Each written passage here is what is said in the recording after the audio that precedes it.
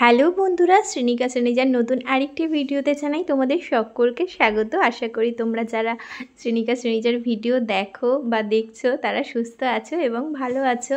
কিন্তু শ্রেণিকা শ্রেণীজাও না সুস্থ আছে, তাছাড়াও ওদেরকে আজকে ডাক্তারের কাছে নিয়ে যেতে হলো। তো আমরা এসেছি, আমাদের বাড়ির এখানে না একটা হোমিওপ্যাথি ডাক্তার আছে, হসপিটালেই বসে। তো সেই ডাক্তারের কাছে আজকে মানে কোনো চাইল্ড স্পেশালিস্টের কাছে নিয়ে নিই।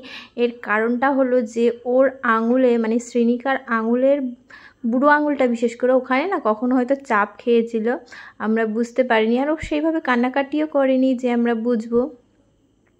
তো যাই হোক, সেখানে আমরা পরে লক্ষ্য করেছি যে ওর আঙুলের পাশে না সাদা হয়ে আছে, মানে নখটা না নষ্ট হয়ে যাচ্ছে। এই জন্যই কিন্তু আমরা আসলাম একটুখানি, মানে ওরা কান্নাকাটি করছে না, ভয়ও পাচ্ছে না, কিছুই হচ্ছে না। তবুও ভাবলাম একটু দেখিয়ে নিই যে কী সমস্যা, এরপরে কি নখটা মানে উঠে যাবে কি না। তো সেই জন্যেই চলে আসলাম ওকে নিয়ে হসপিটালে। তো আমরা চারজনেই এসেছি। আর শ্রেণীজা কিন্তু মানে দিদিভাইকে ডাক্তারের কাছে নিয়ে এসেছি, এই ফাঁকে ওর একটু ঘোরাও হয়ে যাচ্ছে। তো দুজনাকে নিয়ে কোথাও বেরোতে হলে এরকমই হয়, একজনের অসুস্থ হলে না আর একজনাকে নিয়েও যেতে হয়। তো দুটো বাচ্চাকে নিয়ে সবসময় যেতে হয়, বেরোতে হয় যখন বেরোতে হয়। এখন একটু বড় হয়ে গেছে, এখন আর বাড়িতে থাকতে চায় না। আগে তাও আমি যখন বাপের বাড়িতে থাকতাম মার কাছে একজনাকে রেখে যেতাম আর একজনাকে যে অসুস্থ তাকে নিয়ে যেতাম। ওই দেখো ও দেখাচ্ছে, তো ও বুঝে উঠতে পারছে না কোন হাতে। তো যে হাতে হয়েছে সেই হাতের উল্টো হাত দেখাচ্ছে। দেখো তোমরা লক্ষ্য করো, ওই দেখো বুড়ো আঙুলের কাছে একটু সাদা সাদা রয়েছে। অনেকে না একটা কমেন্ট দেখলাম যে এরা নোংরা ঘাটাঘাটি করে, তার জন্য নাকি এরকম কিছু। তো বাচ্চা কাচ্চারা তো নোংরা ঘাটাঘাটি করবেই। আর আমি কিন্তু সেই রকম মা না যে বাচ্চাকে এটা ধরবে না, এটা করবে না, এটা করো, সবসময় মানে নিয়ম শৃঙ্খলার মধ্যে বাঁধা ধরা রাখবো।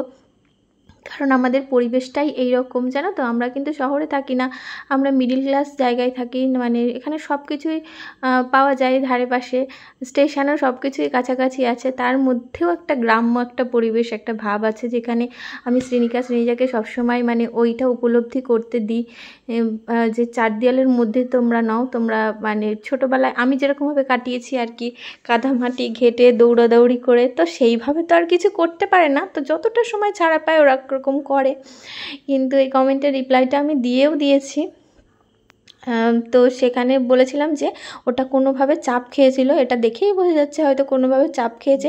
কিন্তু তোমাদেরকে আজকে একটা কথা বলি, ও আজকে আমাকে বলল যে কিভাবে হয়েছে, আগে আমাকে কখনো বলেনি। ও বলেছে সোফায় নাকি কিভাবে কি ওর হাত পড়ে গেছে, তারপরে নাকি ও চাপটা খেয়েছে। তো আজকে এতদিন পরে ওর মনে পড়লো আর ও বললো। এতদিনের মধ্যে কিন্তু একদিনও ওর মুখ থেকে বার করতে পারিনি যে কিভাবে হয়েছে। ও বলছে না, আর আমারও মানে বুঝতেও পারছি না যে কিভাবে কি হলো।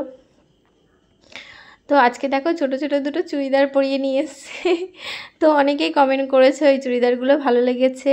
আর আমি না এই চুড়িদারগুলো কোথা থেকে নিয়েছি বলো তো, মিশো থেকে নিয়েছি। অনলাইনের থেকেও নিই, আবার অফলাইন থেকেও নিই।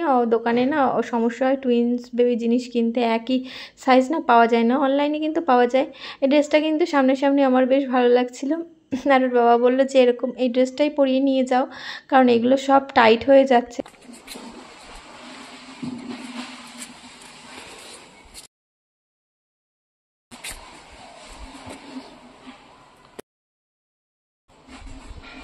Wow, tasty.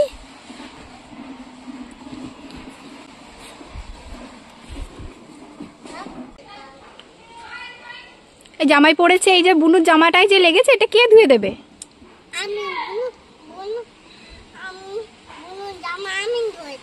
ওলে বাবা রে, কি দেখো ভালোবাসা বুনুর জন্য। মুছিয়ে দিক, বুনু মুছিয়ে দিক। আবার মুখ মুছিয়ে দেবে দিদি, দাও দাও দাও। ও বুনু একাই মুছে নিয়েছে।